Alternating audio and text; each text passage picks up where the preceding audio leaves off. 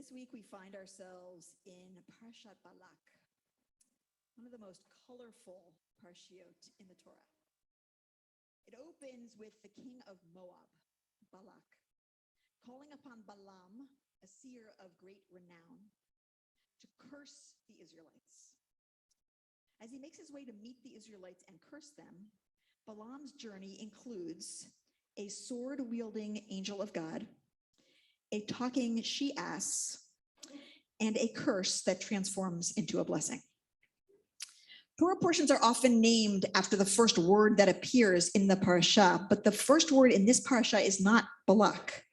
It is Vayar, which means he saw. Balak, king of Moab, saw. And the parsha thereby challenges us to question what and how we see. In the opening line, Balak saw that the Israelites had defeated the Amorites, and now they were camped near his land. He and all of Moab became alarmed by this. Indeed, according to the Talmud, Balak and all the kings of the region had been dreading the Israelites ever since they stood at Mount Sinai. The Talmud tells us that at the moment when the Torah was given, a mighty voice shook the foundations of the earth, such that all the kings of the region trembled, thinking that there would be another flood. They turned to Balaam, this same seer, who assured them that the sound was the voice of God giving the Torah to the Israelites. Balak saw that massive change was coming to his region, a force that was too mighty for him. Ki atzum hu mimeni, for it is too mighty for me, he says. And he's not wrong. What is coming is too powerful for him. He cannot resist it, though he will try. When massive change comes to our world, how do we respond? Particularly when the change is not of our choosing, when it comes from outside of us, and when it is out of our control, it is often frightening. It is natural then to try to stop the change from coming, to use everything in our power, in fact, to stop it. So Balak appeals to Balaam. And though at first Balaam refuses to go with the men that Balak sends to summon him, a next delegation of dignitaries succeeds in getting Balaam onto the road. God has given him permission to go, but warns him that he will only be able to speak words that God gives him to say. As Balaam makes the journey to Moab and the encampment of the Israelites, he encounters what at first seems to be a technical difficulty. His aton, or she-ass, will not move forward. First, she veers off the path and Balaam beats her until she returns. Next, she squeezes against a wall, crushing his foot, and Balaam again beats her until she centers herself on the path. And finally, she lies down in the middle of the path, refusing to move forward, no matter how harsh the beating. Each time Balaam is prevented from moving forward in the direction he aims to go, he gets angry and becomes violent, but his anger and hatred and violence do not get him closer to his goal. And finally, the she-ass opens her mouth and speaks to him.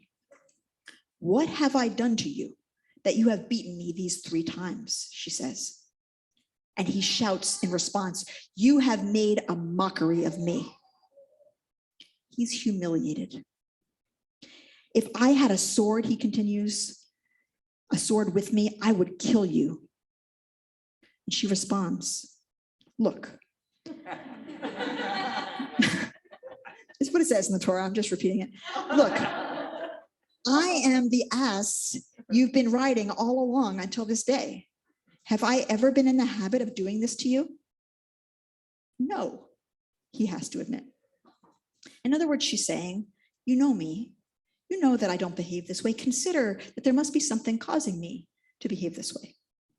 And as soon as he can see from her perspective, Balaam's eyes are opened, and he sees that there's an angel of God with a drawn sword in its hand, blocking the path, which is leading to his frustration. In the episode between Balaam and the she-ass and the angel, we see a narrowing and then an expanding or expansion of vision. After Balaam beats the ass, they find themselves on a narrow path. The text tells us that then the path becomes even narrower, like a lane with a wall on either side. We feel their world closing in. And then when the angel stands in the path, the ass swerves into the wall, crushing his foot, Balaam's foot. Today, we might use the phrase in a tight place or against the wall to indicate a feeling of being trapped, of not having options, of being forced into a smallness of perspective. And finally, the text tells us that they are, quote, in a spot so narrow that there's no room to swerve in any direction. And that's when she lies down and they're completely stuck, unable to move at all. Only when Balaam listens to his animal does he start to understand another perspective.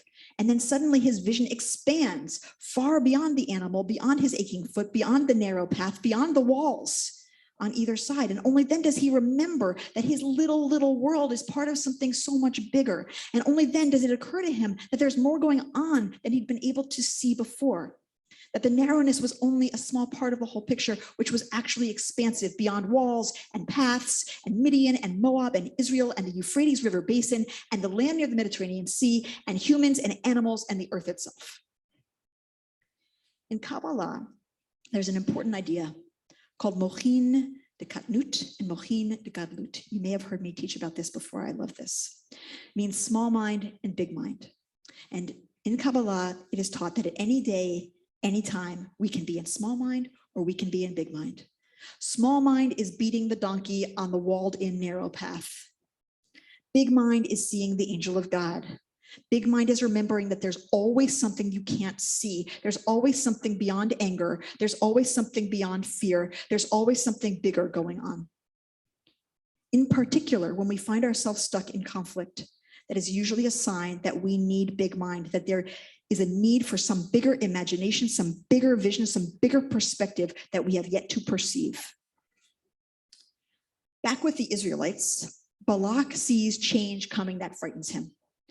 Now, Rashi notes, he was a medieval commentator, he notes that the Israelites had actually been skirting Moabite land, avoiding conflict with them, having no intention of war with the Moabites, which is what Balak was afraid of.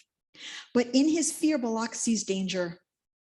And he's right when he says, Ki atzum hu mimeni, it's too mighty for me. He cannot control or stop this change that's coming. It is bigger and more powerful than he, but he's not right that he needs to be afraid of it. Fear, of course, constricts our vision. If he could see expansively, he might say those same words with different meaning. The Shalom, Rabbi Isaiah Halevi Horowitz, points out that Balak's words, Ki atzum hu mimeni, it is too mighty for me, can also be read and more literally says, its might comes from me. The Shalom reminds us that Balak himself, the Moabite king, is the ancestor of Ruth, and therefore also the ancestor of King David. In other words, in the future, there will be a bridge built between the Moabite and the Israelite people, which leads not only to the mightiest leader that Israel will ever have, but also to the harbinger of a world redeemed, a world characterized by peace and justice for all. So Balak has a role to play in the very thing he fears. And the future might of the nation that he currently sees as a threat is ultimately a path of healing for all people. So what does all of this mean for us? There are massive changes happening in our world right now. A whole lot of it feels threatening in different ways to different populations. Many people are feeling not only frightened, but that collectively we are stuck in narrow thinking with walls on every side. We're not wrong if we say, Atsum hu mimeni, it is mightier than me. But what Shalom would have us do is find our place in it, our role in both the problems and the solutions. I'm reading a book right now called The Tyranny of Merit by Michael Sandel, and it's enabling me to see the ways that we, in the elite coastal cities, those of us who have college degrees or advanced degrees, those of us with professional jobs, have believed ourselves to be superior to the residents of what is sometimes called the flyover states, and projected that superiority in a way that contributed to a feeling of humiliation. The ways we've accepted and internalized, in addition, unfettered free market ideology, even as the country hollowed out its infrastructure, its safety net, and its middle class, gave that wealth to the top 1%. The ways we turned our backs on all of the counties and states we left. And I am one who left, and many of us fled for very good reasons. But it led us to ignore the 50-year strategy to roll back the clock by slowly winning elections at every school board and every county board and every state legislature and appointing judges on every bench, which has brought us to this moment.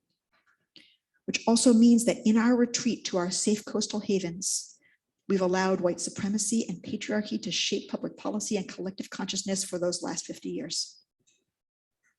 The bad news is we have a role in this. The good news is we have a role in this. If we're in mochin de katnut, small mind, it's us versus them, it's resist, it's fight and win. And you know what? That's legitimate and important because a lot of life takes place in small mind and it matters. But if we're in mochin de gadlut, big mind, it's lifting up our perspective and our imagination so we can see the grand interconnected reality that we're a part of and the myriad possibilities that lie before us if only we would look bigger. Just as the images from the new NASA telescope remind us that there is so much more going on here than we usually see, that our context is wondrous and our vision can be too.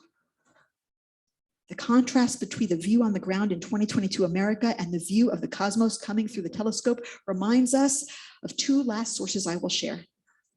First, from Rainer Maria Rilke. If only we arrange our life according to that principle which counsels us that we must always hold to the difficult, then that which now still seems to us the most alien will become what we most trust and find most faithful. Perhaps all the dragons of our lives are princesses who only are waiting to see us once beautiful and brave. Perhaps everything terrible is in its deepest being something helpless that wants help from us. Not that a princess is ever helpless. I want to be clear about that. And the second, from this week's hafta in Micah, which, hold on. I don't have my glasses on. It's on one of those three windows. When we remember, this is not on the mic on the window. When we remember big mind, mochin de gadlut, we remember how small we are and what matters most. And we remember this. It has been told to you, O mortal, what is good and what the eternal requires of you. Only this: do justice, love mercy, and walk humbly with your God. Only this, nothing more. You don't have to save the world. You don't have to change everything alone or right now. These three things are enough and they are required. Do justice, love mercy, walk humbly with your God. That is how we see beyond the fear and beyond the walls. That is how we find our role in all of it. That is how we turn curse into blessing. Shabbat shalom.